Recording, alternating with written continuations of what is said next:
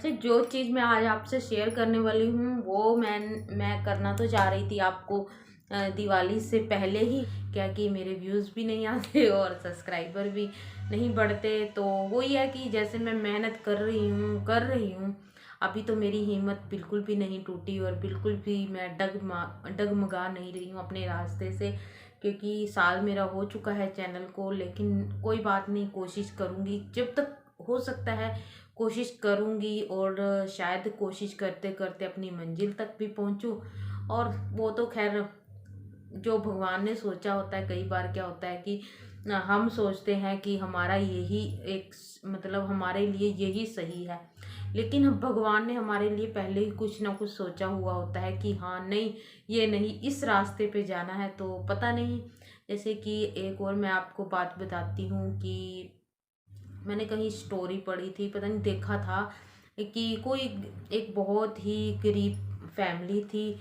तो उनका क्या था कि उनका परिवार था, बच्चे थे, मतलब एक जैसे हस्बैंड वाइफ होते हैं, दो बच्चे तीन होते हैं। तो वो उनका गुजारा चलता था। जैसे घर में ना उसकी बेल होती है, किसी चीज़ की बेल लगा लीजिए, सब्जी की बेल लगा लीजिए। तो वो क्या करते, हर रोज सब्जी तोड़ते और उसको बाजार में बेचते, और वही एक सहारा थी जो सब्जी की बेल थी। तो वो हर रोज उससे मतलब जो भी सब्जी तोड़ते और बाजार से मतलब बेचते और फिर उससे पैसा आता, उससे अपना घर चलाते। तो क्या हुआ कि एक दिन कि वो बेल सूख गई। तो उनका क्या हुआ कि वो सूख गई।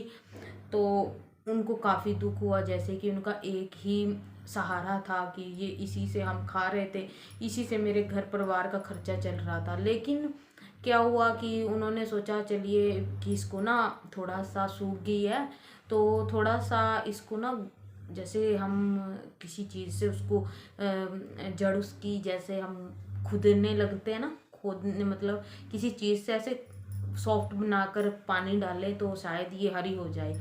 तो वो ऐसे ऐसे धीरे धीरे से खोदने लगे। तो देखा उन्होंने कि नीचे, उन्होंने ना देखा कि नीचे ना एक घड़ा है कोई। जैसे पुराने टाइम में क्या होता था कि लोग ना इनमें कच्चे मटकों में पैसे भर के जमीन के नीचे दबा देते थे।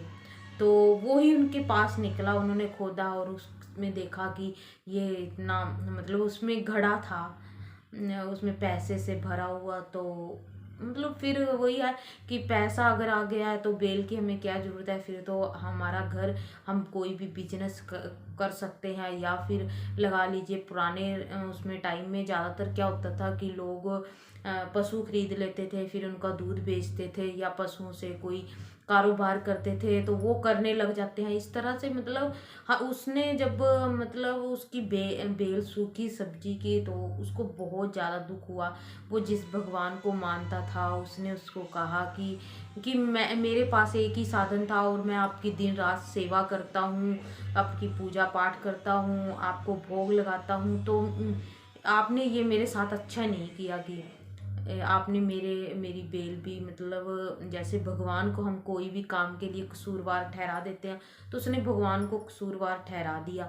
लेकिन जो भगवान को वो दिन रात पूज रहा था, उसको भोग लगा रहा था ना, तो उसने तो उसके लिए कुछ और ही सोचा हुआ था। ना वो बेल सूखती और ना ही वो उसको गोदता जैसे उखाड़ता, और ना ही वो मटका निकलता। तो इस तरह से भगवान ने उसको और मतलब उसका फल दिया। लेकिन पहले क्या उसने क्या किया कि उसने भगवान को कोसा और कहा कि ये फिर जब वो निकला, फिर उसको समझ आई कि हाँ ये इसलिए हुआ था।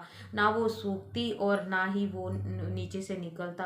तो इसी तरह हम भी सोचते हैं ना कि हमारा, मैं अपनी बात करूँ तो मैं सोचती हूँ कि हाँ मैंने तो ऐसे सोचा था, ये काम ऐसे होना चाहिए था। अब जैसे मैं यूट्यूब पे आई थी, तो मैंने सोचा था चलो 3 महीने 4 महीने 6 महीने 7 महीने 8 महीने 9 महीने, चलो कभी तो मतलब अब व्यूज़ बढ़ेंगे, कभी मेरा चैनल मोनेटाइज होगा, जल्दी से होगा या मतलब हो जाएगा। मुझे इतना नहीं पता था कि मुझे इतना ज़्यादा वेट करना पड़ेगा।